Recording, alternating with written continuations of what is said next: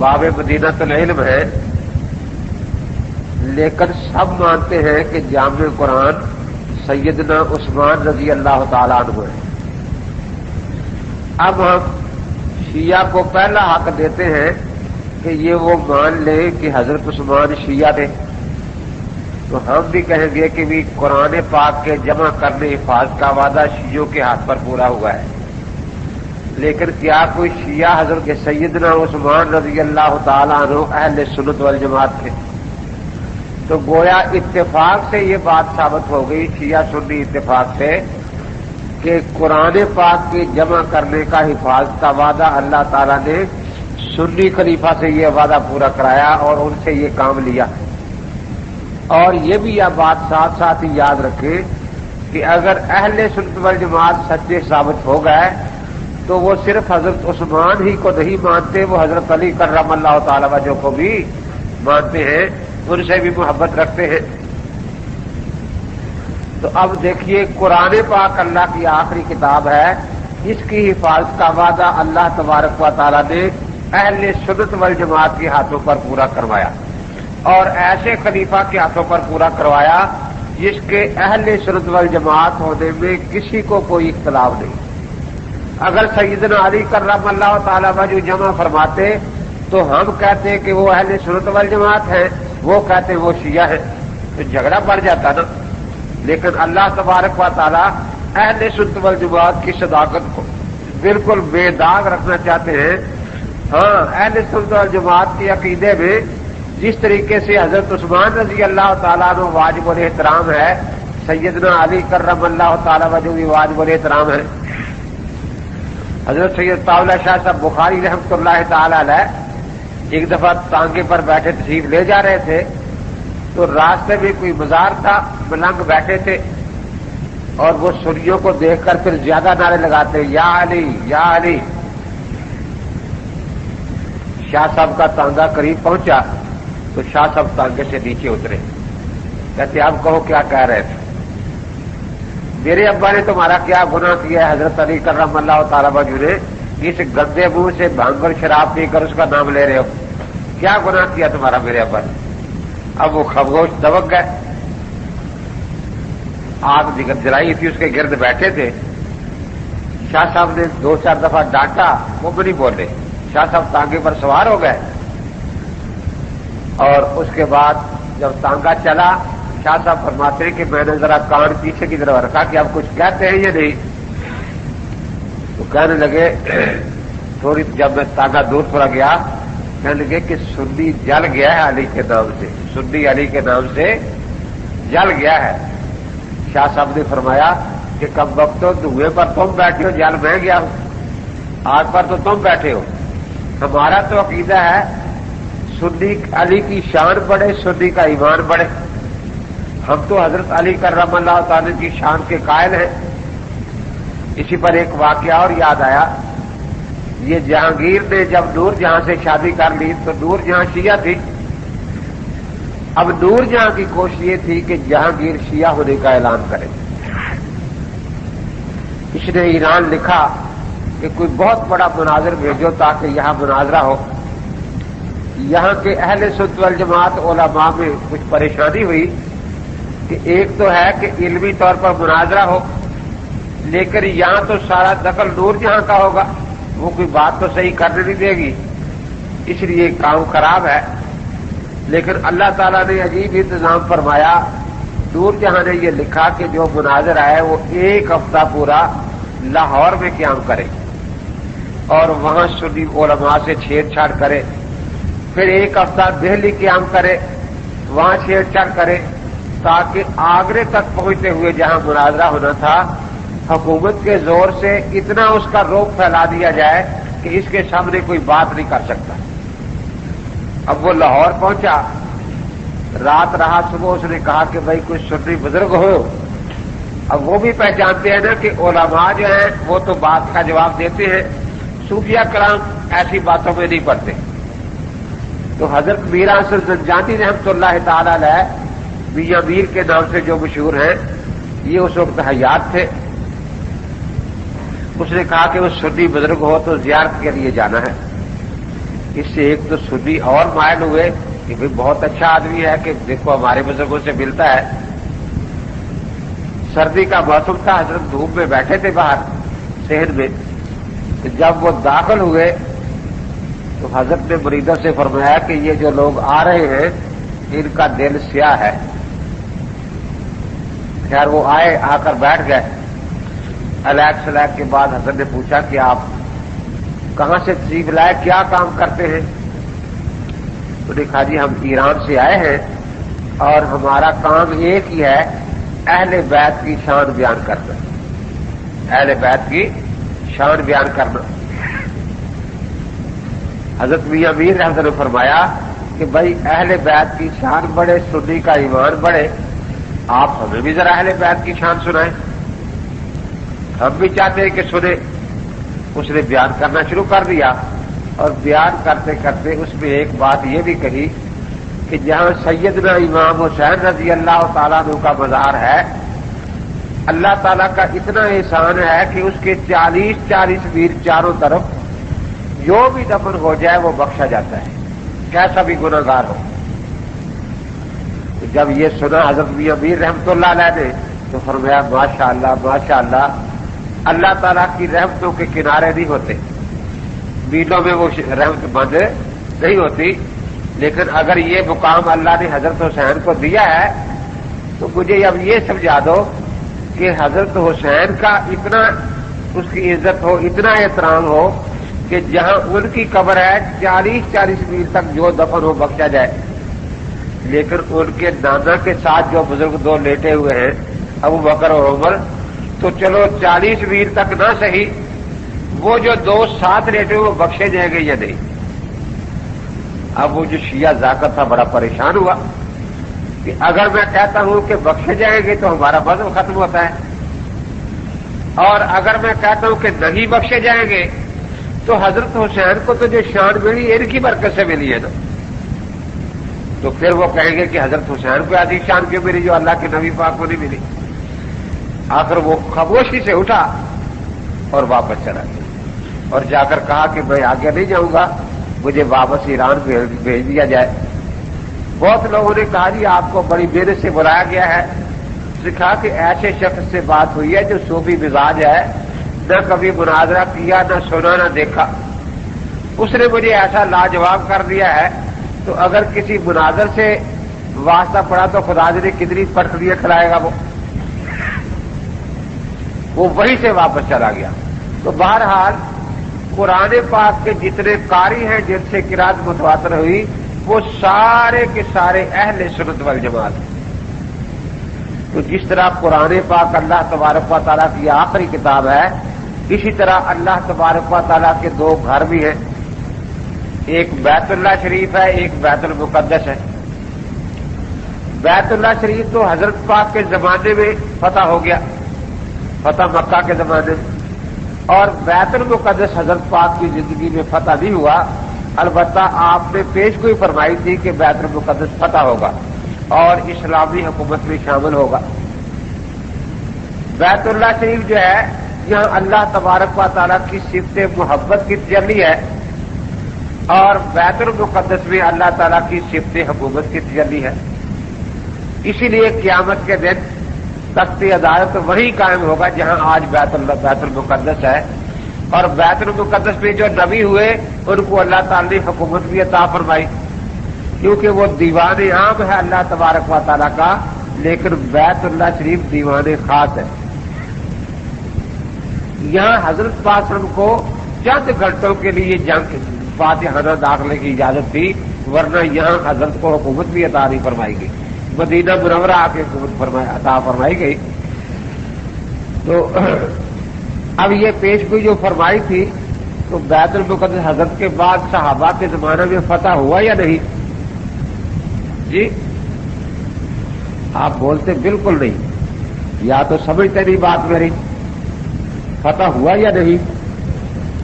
تو حضرت علی کرم اللہ تعالیٰ مجھے فتح فرمایا نا، یہ حضرت امام حسین رضی اللہ تعالیٰ عنہ. جی یہ حضرات بھی فتح کر سکتے تھے یا نہیں؟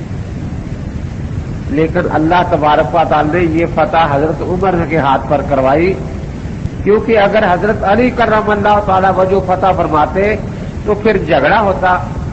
ہم ان کو اہل سنت والجماعت کہتے ہیں، وہ ان کو شیعہ کہتے ہیں۔ ہم کہتے ہیں اللہ کے نبی پاک کی یہ پیش گوئی اہل سنت کے ہاتھ پر پوری ہوئی، اور وہاں کی تولیت اور خدمت جو ہے وہ اللہ تعالی نے اہل سنت کے سپرد کی، اور وہ کہتے ہیں کہ نہیں شیعوں نے فتح کیا ہے تو ایک جھگڑے کی صورت بن جاتی نا۔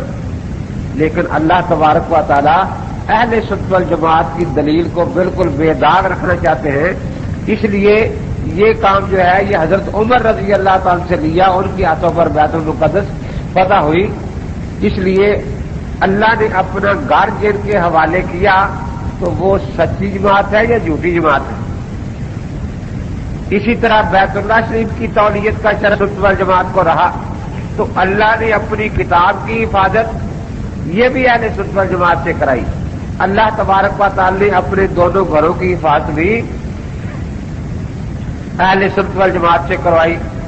اور پھر حضرت پاک جو خدا کے آخری نبی تھے، آپ کا جب وصال ہوا تو آپ کس شہر میں آپ کا مزار پاک ہے؟ مدینہ منورہ میں، سیدہ فاطمہ رضی اللہ تعالیٰ عنہ کے حجرہ میں۔ جی سیدہ فاطمہ کے حجرہ میں نہیں ہے، وہاں بھی دفن حجرہ مزار بن سکتا تھا یا نہیں؟ سیدہ سے کتنی محبت تھی حضرت کو، جب کہیں سفر پر تشریف لے جاتے تو سب سے آخر میں سیدہ سے ملتے، اور جب تشریف لاتے تو سب سے پہلے سیدہ سے ملاقات فرماتے۔ لیکن مزار وہاں نہیں بنا، جن کے حجرے میں بنا سیدہ عائشہ رضی اللہ تعالیٰ عنہ کے حجرہ میں۔ اگر وہاں بنتا تو شیعہ کہتے کہ اللہ کے نبی ہمارے گھر آرام فرما ہے۔ اب سیدہ عائشہ رضی اللہ تعالیٰ عنہ کے بارے میں ہم کہتے ہیں کہ آپ مان لیں کہ وہ شیعہ تھی، وہ کہتے نہیں وہ تو سنیوں کی ماں ہے۔ ہم بھی کہتے ہیں الحمدللہ سیدہ ہماری ماں ہے، ام المومنین ہے، تو حضرت کے گھر آرام، حضرت نے قیامت تک کے لیے آرام کے لیے اللہ نے ان کو جگہ سنیوں کا گھر عطا فرمایا، تو جس سے حالانکہ آپ نے قرآن پاک میں پڑھا ہے کہ منافق تو مسجد بھی بنا لے تو اللہ تعالیٰ وہاں قدم رکھنے کی اجازت نبی پاک کو نہیں دیتے کہ ان کی مسجد میں بھی نہ جائے۔ اگر سیدہ عائشہ رضی اللہ تعالیٰ عنہ معاذ اللہ منافقہ ہوتی تو کبھی بھی اللہ تبارک و تعالیٰ اپنے پاک پیغمبر کو قیامت تک یہاں آرام کے لیے موقع نہ دیتے۔ تو یقیناً جہاں اللہ کے نبی آرام فرمائے ہیں وہ سنیوں کا گھر ہے۔ وہ کن کا گھر ہے؟ تو قیامت تک حضرت نے سنیوں کے گھر کو پسند فرمایا، تو پتہ چلا کہ اہل سنت والجماعت سچی جماعت ہے۔ اور پھر یہ بھی آپ نے سنا ہے کہ وہاں حضرت کا اکیلا حضرت پاک کا مزار نہیں ہے، تو اور بھی قبریں ہیں نا، ایک سیدنا حسن رضی اللہ تعالیٰ عنہ کی اور ایک سیدنا حسین رضی اللہ تعالیٰ عنہ کی، ایسا ہی ہے نا جی؟ کن کی ہے؟ حضرت ابو بکر صدیق رضی اللہ تعالیٰ عنہ اور حضرت عمر فاروق رضی اللہ تعالیٰ عنہ کی۔ یہ جو جنت کے نوجوانوں کے سردار ہیں، شہزادے ہیں، حضرات حسنین کریمین، ان کی قبر بھی وہاں بن سکتی تھی یا نہیں بن سکتی تھی؟ بن سکتی تھی، لیکن اگر ان کی قبر وہاں بن جاتی تو شیعہ کہتے کہ نبی پاک کے پہرے دار شیعہ ہیں، اور سنی کہتے کہ نبی پاک کے پہرے دار سنی ہے۔ لیکن وہاں اللہ تبارک و تعالی نے موقع کن کو دیا؟ ابو بکر صدیق رضی اللہ تعالیٰ عنہ کو اور حضرت عمر رضی اللہ تعالیٰ عنہ کو۔ اب ہم انہیں کہتے ہیں کہ چلو آپ مان لیں کہ ابو بکر صدیق شیعہ تھے، عمر فاروق شیعہ تھے، تو ہم یہ لکھ کر دے دیں گے کہ اللہ کے نبی کے پہرے دار شیعہ ہیں، لیکن وہ یہ بات ماننے کو تیار نہیں۔ وہ کہتے ہیں ابو بکر صدیق بھی اہل سنت والجماعت ہیں اور عمر فاروق بھی اہل سنت والجماعت ہیں۔ تو معلوم ہوا کہ اللہ کے نبی پاک سنیوں کے گھر آرام فرمائے ہیں اور سنی ہی آپ کے پہرا دار ہیں۔ تو اللہ نے اپنی کتاب بھی سنیوں کے سپرد کی، ان سے حفاظت کروائی، میں ایک دن اکالے میں جامعہ عثمانیہ میں گول چوک میں نماز پڑھنے گیا، عصر کی جماعت ہو چکی تھی، تو میں نماز پڑھ رہا ہوں، 10-12 آدمی خطیب صاحب کے پاس بیٹھے، تو سارے مجھے دیکھنے لگے۔ میں نے نماز پڑھی، ایک آدمی آیا کہ آپ کو خطیب صاحب بلا رہے ہیں۔ میں گیا، دیکھا کہ یہ 12 کلرک ہے ایک دفتر کے، اور یہ انہوں نے ایک تحریر لکھ کر دے دی ہوئی ہے، لکھا ہوا ہے کہ شیعوں میں کوئی حافظ قرآن نہیں ہوتا۔ انہوں نے کہا کہ ہم دکھائیں گے۔ انہوں نے لکھ دیا کہ اگر آپ حافظ قرآن ہمیں لا دیں شیعہ تو ہم شیعہ ہو جائیں گے۔ انہوں نے لکھا اگر ہم نہ لا سکے ہم سنی ہو جائیں گے۔ میں نے کہا یہ تو کچھ شرعی مسئلہ تو نہیں ہے، مناظرہ میں نے کہا رکھنا ہو تو کسی مناظر سے پہلے پوچھ لیجیے کس مسئلے پر رکھنا ہے۔ اب وہ ہمیں تنگ کر رہے ہیں، میں نے کہا اب تو میں تمہاری جان چھڑا دیتا ہوں جا کے وہاں، لیکن آئندہ ایسی جہالت کی باتیں بات کرتے ہیں۔ ایک آدمی میرے پاس آیا، جی مناظرہ رکھا عیسائیوں سے، کس موضوع پر؟ کہ عیسائی قرآن پاک سے حضرت عیسیٰ علیہ السلام کی والدہ کا نام دکھائیں گے، اور ہم انجیل سے اپنے نبی پاک کی والدہ کا نام دکھائیں گے۔ میں نے کہا یہ تو غلط بات ہے، ان کی والدہ کا نام کس نے لکھا گیا کہ والد تھے نہیں، ضرورت کے مطابق لکھا گیا، وہ خدا کا بیٹا مان کر کے بتایا کہ نہیں مریم کا بیٹا ہے، اور یہاں ضرورت ہی نہیں تھی۔ تو بعض اس طرح کی جہالت کی باتیں کر لیتے ہیں نا۔ میں نے کہا اب تو میں تمہاری جان اس دفعہ چھڑا دیتا ہوں ان سے، اور چلے گئے۔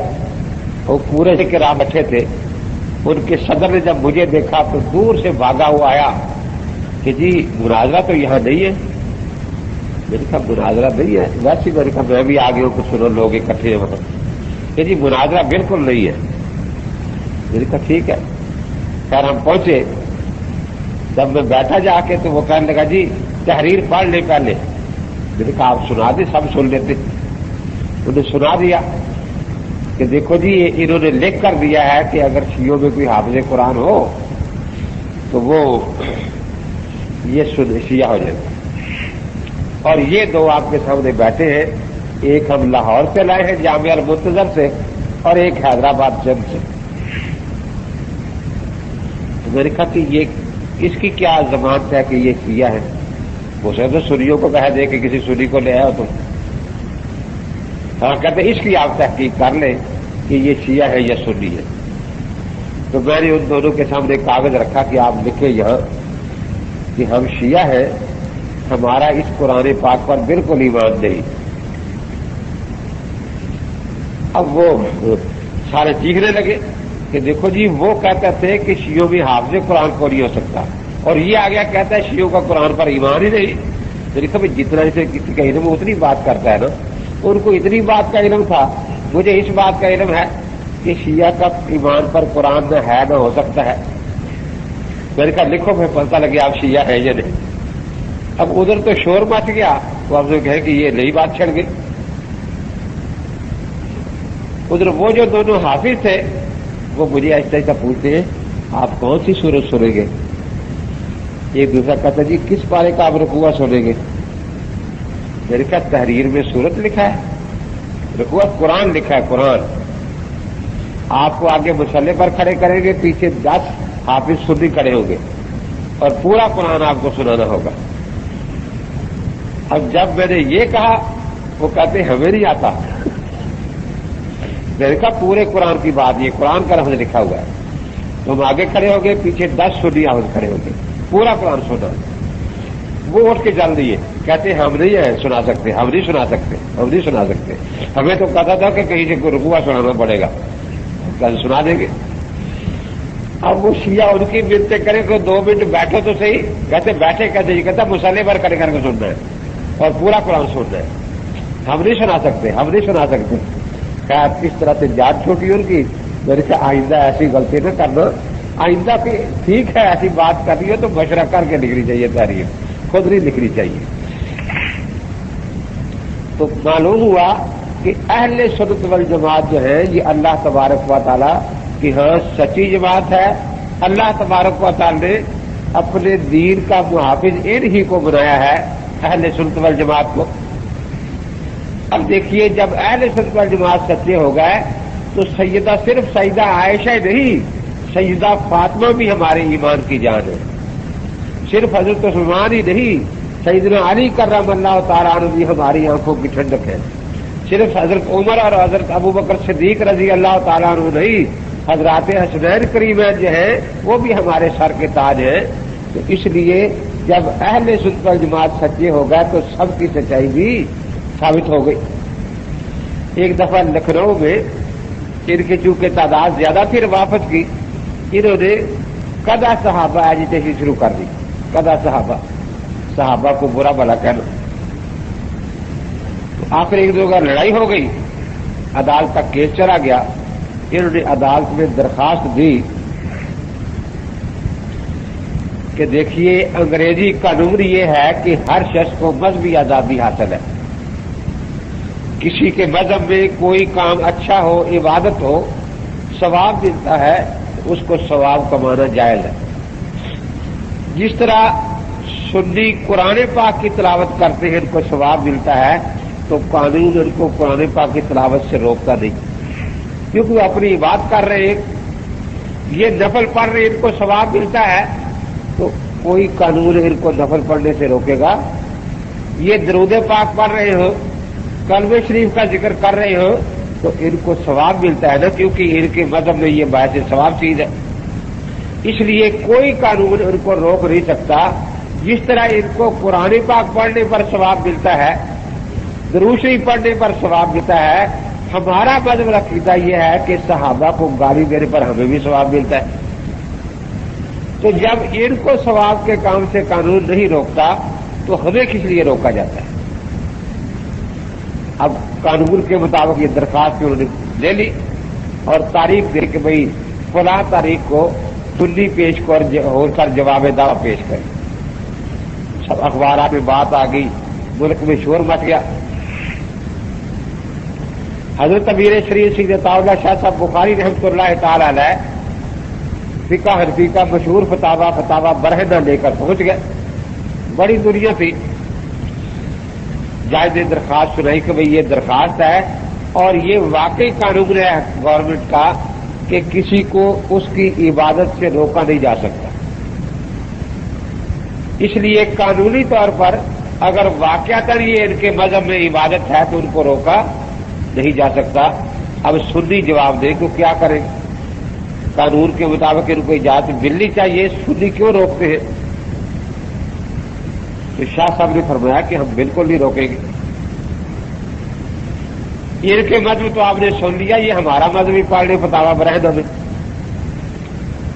وہاں لکھا تھا کہ جو صحابہ کو گالی بکے اس کو قتل کرنا ثواب ہے، کہ یہ اپنا ثواب کمائیں گے، ہم اپنا ثواب کمائیں گے، قانون نہ ہمیں روکے گا نہ ان کو روکے گا، کیونکہ ثواب کمانے سے قانون روکتا۔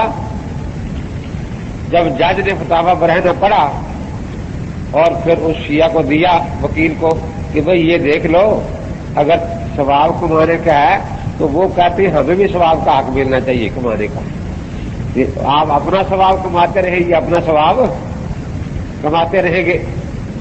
اس کے بعد انہوں نے اپنی درخواست واپس لے لی کہ ہم اپنی درخواست واپس لے لیتے اور ہم یہ نہیں آپ سے مانگتے کہ ہمیں حق دیا جائے۔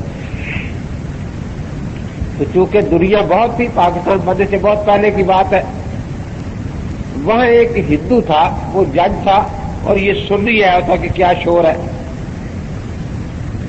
اس نے کہا، دونوں حضرات کو بلایا کہ آپ دونوں فریق ذرا بیٹھے، میں کچھ آپ سے باتیں پوچھنا چاہتا ہوں دین اسلام کے بارے میں۔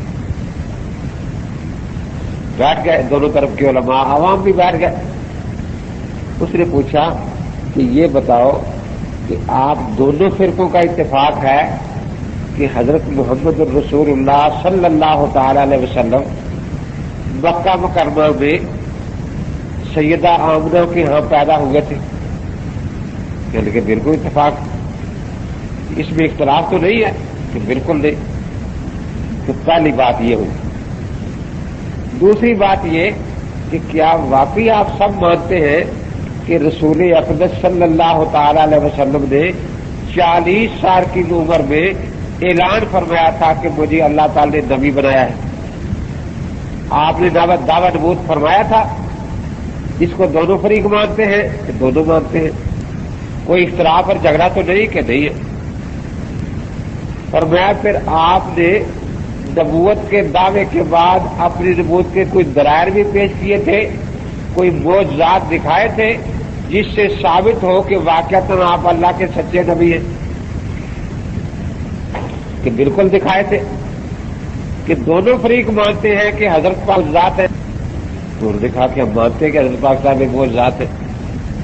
کہ جب آپ کی نبوت دلیل سے ثابت ہو گئی تو کیا اللہ کی طرف سے لائی ہوئی تعلیمات بھی آپ نے امت کو سکھا دی تھی کہ بھئی میں یہ تعلیمات اللہ کی طرف سے لایا ہوں, یہ پیغامات اللہ تعالیٰ کے ہیں؟ تو انہوں نے کہا سکھا دی تھی. دیکھا یہ 4 باتیں ہوئی کہ حضرت دنیا میں پیدا ہوئے, حضرت نے دعویٰ نبوت فرمایا, حضرت نے معجزات دکھایا جو آپ کے دعویٰ نبوت کی دلیل تھی, پھر آپ نے اللہ کی طرف سے یہی تعلیمات بھی امت کو دے دی. ٹھیک ہے. کہا یہ آپ کو یہ چیزیں کہاں سے ملی ساری؟ حضرت کا پیدا ہونا صحابہ نے بیان فرمایا ہے نا, ان سے آگے بات کری نا. سارا مدار تو صحابہ پر ہے. اگر صحابہ سچے ہیں تو پھر ان کی یہ بات ہر واقعی, یہ کوئی فرضی نام نہیں ہے, حضرت پاک دنیا میں پیدا ہوئے تھے. اور اگر معاذ اللہ صحابہ کرام جھوٹے ہیں تو پھر تو سرے سے یہی تم ثابت نہیں کر سکتے کہ حضور پاک دنیا میں پیدا ہوئے تھے. کوئی یہ کہے کہ یہ فرضی نام رکھا ہوا ہے بس, اور آپ کا دعویٰ نبوت سن کر آپ پر ایمان لانے والے یہ بتانے والے کہ ہم نے حضرت سے دعویٰ نبوت سنا ہے, وہ بھی صحابہ ہے نا. اب جو جماعت صحابہ کو سچا مانتی ہے تو سچے کی گواہی دنیا اور آخرت ہر جگہ قبول کی جاتی ہے. تو سنیوں کو تو پورا حق ہے کہ وہ یہ دعویٰ کریں کہ حضور پاک صلی اللہ تعالی علیہ وسلم نے دعویٰ نبوت فرمایا تھا, کیونکہ یہ صحابہ کو سچے مانتے ہیں اس لیے ان کو حق ہے. لیکن جو صحابہ کرام کو سچے نہیں مانتے ان کو تو اس دعوے کا حق ہی نہیں, کیونکہ جن لوگوں نے یہ دعویٰ اپنے کانوں سے سنا وہ سارے جھوٹے تھے معاذ اللہ, اور ان سے ہی آگے چلا نا. اور جھوٹوں کی گواہی نہ دنیا میں قبول ہے نہ آخرت میں قبول ہے. پھر حضرت پاک نے جو معجزات دکھائے ان معجزات کو دیکھ کر جو لوگ ان معجزات پر ایمان لائے وہ وہی صحابہ کرام ہی تھے یا کوئی اور تھے؟ یہ صحابہ کرام تھے. تو اللہ کے نبی کے معجزات جو ہیں وہ صحابہ کرام نے آگے امت کو پہنچائے ہیں. اگر صحابہ کرام سچے ہیں تو سچوں کی گواہی قبول ہے, اور اگر معاذ اللہ صحابہ کرام ہی جھوٹے ہیں تو پھر تو اللہ کے نبی کا کوئی معجزہ آپ ثابت نہیں کر سکتے نہیں, اور یہ آپ نہیں بتا سکتے کہ آپ کے نبی کی نبوت کسی دلیل سے ثابت ہوئی ہے. پھر جو آپ نے تعلیمات دی وہ تعلیمات صحابہ نے آپ سے سیکھی نا, اور ساری امت ان تعلیمات میں صحابہ کی محتاج ہے. اب اگر صحابہ کرام سچے ہیں تو پھر تو وہ تعلیمات صحابہ کے ذریعے سچے صحابہ سے سچے لوگوں کے ذریعے امت کو پہنچ گئی, اور ہم کہہ سکتے ہیں کہ یہ تعلیمات واقعتاً حضرت محمد الرسول اللہ صلی اللہ تعالی علیہ وسلم کی ہے. اور اگر صحابہ کرام معاذ اللہ سچے نہیں تو پھر تو آپ کی تعلیمات امت کے پاس نہیں پہنچ سکی, کیونکہ جھوٹوں کے ذریعے جو بات پہنچتی ہے وہ قابل اعتبار اور قابل اعتماد نہیں ہوتی. تو اگر صحابہ کرام کو معاذ اللہ جھوٹا مان لیا جائے تو قرآن یا تعلیمات نبوت تو کجا, دلائل نبوت تو کجا, دعوی نبوت تو کجا, حضرت پاک کا پیدائش ہی حضرت پاک کی ثابت نہیں ہوتی کہ دنیا میں پیدا ہوئے تھے یا نہیں. تو ایک رافضی کھڑا ہوا, اس نے کہا کہ ہم سب صحابہ کو جھوٹا نہیں کہتے. 4-5 صحابہ جو تھے نا وہ سچ پر رہے.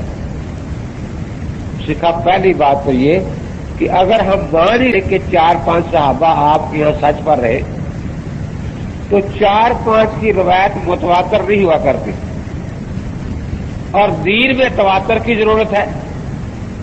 تو سنی تو اپنے دین کو تواتر سے ثابت کریں گے کہ یہ بات متواترات میں سے کہ حضور پاک دنیا میں پیدا ہوئے، یہ بات متواترات میں سے ہے کہ حضرت پاک نے دعوی نبوت فرمایا، یہ بات متواترات میں سے ہے کہ حضرت پاک نے معجزات دکھائے، اور یہ بھی متواترات میں سے جو آپ کی تعلیمات امت کو پہنچی.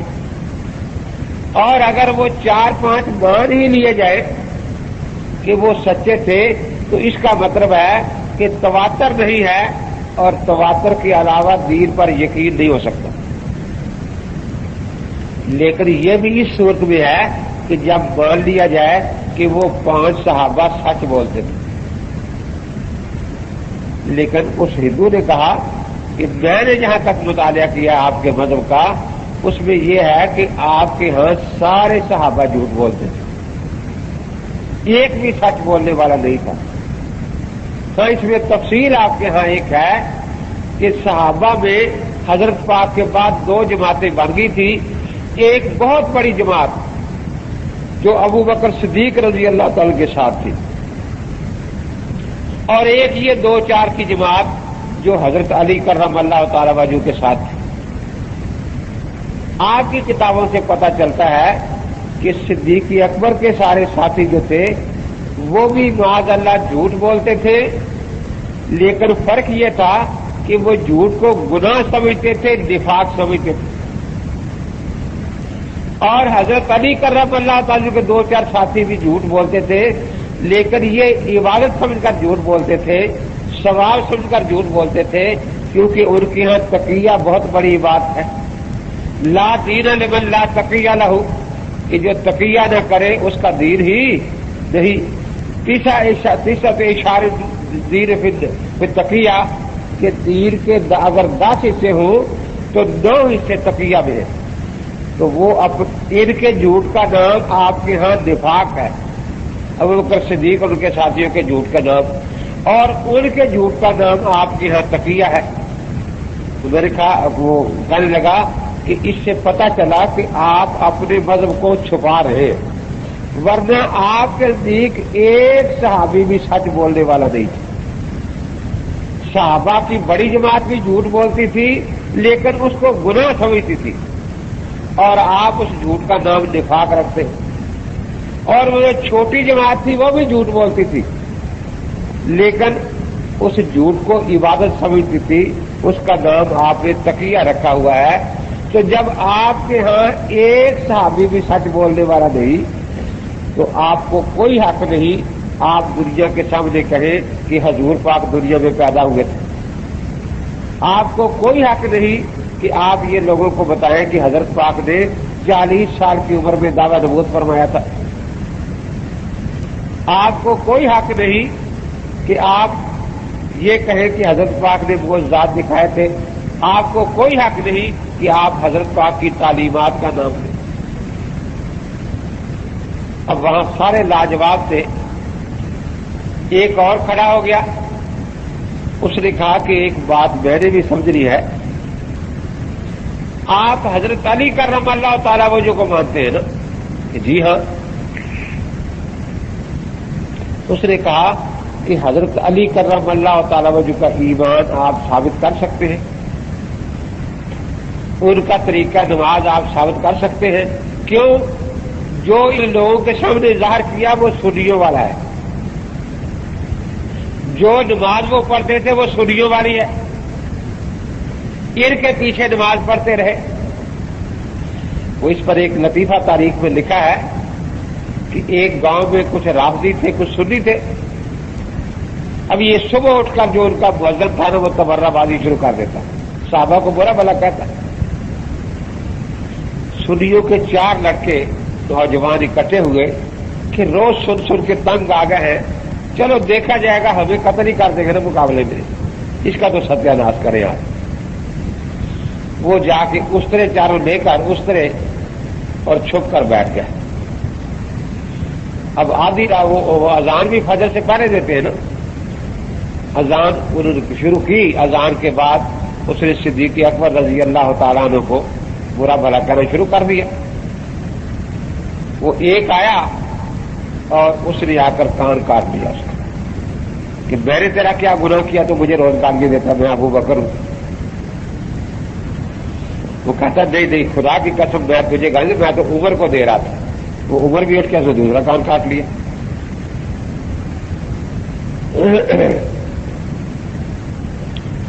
اس کے بعد کہتا میں تو عثمان کو گالی دے رہا تھا. عثمان آیا، اس نے دونوں آنکھوں میں اس طرح مار دیا. اب جب تینوں نے اپنا بدلہ لے لیا، یا مولا علی مدد، علی بھی بیٹھا تھا، اس نے آ کر ناک کاٹ اور کہا تجھے شرم نہیں آتی؟ میں نے ان کے پیچھے ساری عمر نمازیں پڑھی ہے، تو میرے اماموں کی توہین کرتا ہے. یہ کوئی میرا ہمزلف ہے، کوئی میرا داماد ہے ان میں، اور تو میرے دامادوں اور ہمزلفوں کی توہین کرتا ہے. خیر اب یہ ایسا ڈرا کسی صف میں چھپ گیا جا کے. دن چڑھا کوئی دو چار آدمی ہے، نماز تو وہ پڑھتے نہیں. دیکھا کہ مسجد میں خون ہی خون ہے. امام صاحب کہاں ہیں؟ مؤذن صاحب کوئی کہے کہ اذان تو سنی تھی، پھر آواز سنی نہیں کوئی. اب انہوں نے جو دیکھا ادھر تو ایک صف میں لپیٹ کر چھپا ہوا ہے. انہوں نے جب وہ صف کو ہاتھ لگایا تو میں آپ تو کہ نہیں میں آپ کو گالی نہیں دیتا، میں نے توبہ کر لیا، پکی توبہ کر لی ہے. جب وہ دیکھا کہ یہ تو اپنے ہیں، اس نے کہا کہ جی کیا ہوا، یہ کیا ہے؟ اس نے کہا آج دشمن آ گئے تھے، وہ کان کاٹ کے لے گئے. کہ آپ بھی عجیب آدمی ہیں، وہ دشمن آ سکتے ہیں تو مولا علی نہیں آ سکتے تھے، آپ آواز دیتے. کہتے ہیں مولا علی کو آواز دی، وہ ناک کاٹ کے لے گیا. کہتے ہیں میرے اماموں کو گالیاں بکتا ہے، میں نے ساری نمازیں ان کے پیچھے پڑھی ہے، میں نے ان کا مال غنیمت کھایا ہوا ہے، تو مجھے حرام خور ثابت کرنا چاہتے ہیں ان کو جھوٹا کہہ کے. کہتا تو میری ناک کاٹ کے لے گیا. سیدنا امام اعظم ابو حنیفہ رحمۃ اللہ تعالی علیہ، ان کی گلی میں ایک رافضی رہتا تھا. سنا بہت بیمار ہو گیا. امام صاحب کو الہام ہوا کہ اگر اس کی بیمار پرسی پر جاؤ تو اللہ اس کو ہدایت دے دیں گے. تو کبھی نہیں جاتے تھے صحابہ کے دشمن کی بیمار پرسی پر. تشریف لے گئے. وہ بڑا خوش، بس بچھا ہی جا رہا ہے کہ اتنا بڑا امام میری بیمار پرسی کے لیے ہے. حضرت میں بہت شکر گزار ہوں، بہت شکر گزار ہوں. امام صاحب نے دیکھا کہ ایک نوجوان لڑکی گھر میں کام کاج کر رہی ہے. امام صاحب نے پوچھا کہ یہ بچی آپ کی صاحبزادی ہے یا کوئی کام کاج کے لیے رکھی ہوئی ہے؟ کہ جی میری بیٹی ہے. اچھا. امام صاحب نے فرمایا کہ اللہ کے نبی پاک نے فرمایا تھا کہ بچی جب جوان ہو جائے تو اس کی شادی جلدی کر دینی چاہیے. اب تو مر رہا ہے، پتہ نہیں اس زندگی سے بیماری سے بچتا بھی ہے یا نہیں، اور یہ فرض اپنے ذمہ پر لے کر جا رہا ہے تو کیا بنے گا؟ اس نے کہا کہ حضرت جب آپ جیسے نیک ہمسائے ہو تو مجھے کوئی فکر نہیں ہے، مجھے پکا یقین ہے کہ آپ میری بیٹی کے سر پر وہی ہاتھ رکھیں گے جو باپ اپنی بیٹی کے سر پر رکھا کرتا ہے. جو سب سے بالکل ٹھیک ہے. ہمسایہ جو ہے یہ باڑ ہوتا ہے، جیسے باڑ کھیت کی حفاظت کرتی ہے نا، ہر ہمسایہ اپنی ہمسایہ کی جان مال عزت کا محافظ ہوتا ہے، وہ باڑ کی حیثیت رکھتا ہے، اور ایسے ہی ہونا چاہیے. اور جب تیرا یہی خیال ہے تو میں بھی سمجھتا ہوں کہ یہ میری ہی بیٹی ہے، تو جس طرح میں اپنی بیٹی کے بارے میں سوچتا ہوں کہ جلد سے جلد کام طے ہو جانا چاہیے. میرے ذہن میں ایک رشتہ ہے، میں وہ بتاتا ہوں، اگر آپ راضی ہو جائیں تو ٹھیک فرمائیں جی. اب جو بھی خوبیاں ہو سکتی ہیں کہ بہت بڑا خاندانی آدمی ہے جی، اور ہمیں کیا چاہیے؟ بہت خوبصورت بھی ہے کہ حضرت ہمیں اور کیا چاہیے؟ مالدار بھی ہے جی، پھر ہمیں اور کیا چاہیے؟ یہ ساری خوبیاں بتاتے چلے گئے. آخر میں فرمایا چونکہ رشتے کا معاملہ ہے تو اس میں ایک عیب ہے، میرا خیال ہے وہ بھی بات کر دینی چاہیے تاکہ آپ کے سامنے بات ساری آ جائے۔ ساری خوبیاں اس میں موجود ہیں، لیکن اس میں ایک عیب ہے، وہ کیا؟ کہ وہ یہودی ہے، مذہب کا یہودی ہے۔ اب وہ تھا تو بیمار، اسے بڑا غصہ لگا کہ میری لڑکی کے لیے یہودی رشتہ۔ اٹھ کے بیٹھ گیا غصے میں، کہنے لگا حضرت امام صاحب آپ میری بیمار پرسی کرنے آئے ہیں یا مجھ جلے اوپر جلانے آئے ہیں اور جلتی پر تیل ڈالنے آپ آئے ہیں؟ امام صاحب نے بڑے تحمل سے پوچھا کہ بھی کون سی غلطی ہوگی، میں معذرت کر لیتا ہوں۔ اچھا ابھی یہ بھی پتہ نہیں کہ کون سی غلطی ہوگی، میری بیٹی کے لیے یہودی رشتہ؟ اچھا آپ کی بیٹی کا رشتہ ہوا تو نہیں نا، ابھی تو صرف بات کی ہے میں نے۔ جبکہ آپ کا عقیدہ یہ ہے کہ نبی کی بیٹیاں بھی کافروں کے نکاح میں تھی، حضرت عثمان کے نکاح میں 2 بیٹیاں تھیں، اور علی کی بیٹی بھی عمر کے نکاح میں تھی جن کا کفر تیرے ہاں یہودیوں سے بدتر ہے۔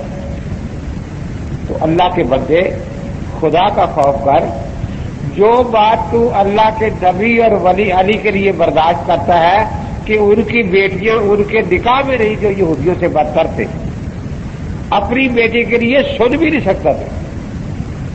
اگر اللہ تبارک و تعالیٰ قیامت کے دن تجھے یہی بات پوچھ لے کہ یہ کیا ہوا، تو پھر تو اس کا جواب کیا دے گا کہ تیری بیٹی جو ہے وہ نبی کی بیٹی سے زیادہ شان والی تھی، وہ حضرت علی کی بیٹی سے زیادہ شان والی تھی۔ جلال العیون میں انہوں نے لکھا ہے باقاعدہ حضرت علی اور نبی پاک میں کچھ مشابہتیں ثابت کی ہے، ان میں یہ بات بھی ہے اگر نبی دختر او با عثمان داد ولی دختر او با عمر فرستاد، کہ اگر علی نے نبی نے اپنی بیٹی ایک کافر کو دے دی تھی عثمان کو، تو علی ولی نے بھی نبی کی تابع داری میں اپنی بیٹی عمر کو دے دی۔ تو اندازہ لگائیں جب امام صاحب نے یہ فرمایا تو وہ رونے لگا، اس نے کہا حضرت آپ مجھے سنی بنا لیں، میں توبہ کرتا ہوں۔ اللہ تعالیٰ کو واقعتاً میں کیا جواب دوں گا کہ میں نبی پاک کے بارے میں ایسی بات مانتا ہوں جو اپنی بیٹی کے لیے سن بھی نہیں سکتا۔ چنانچہ اس نے توبہ کی اور امام صاحب کے جانے کی برکت سے اس کو ایمان نصیب ہو گیا۔ تو امام صاحب بھی اس پر شکر گزار ہوئے اللہ تبارک و تعالیٰ کے۔ تو یہ رکے وہ لکھا کرو جو اس موضوع سے متعلق ہو۔ اب تراویح میں قرآن پڑھنے کا مسئلہ جو ہے وہ تو آ جائے گا پھر جب بات آئے گی۔ وآخر دعوانا الحمد للہ رب العالمین۔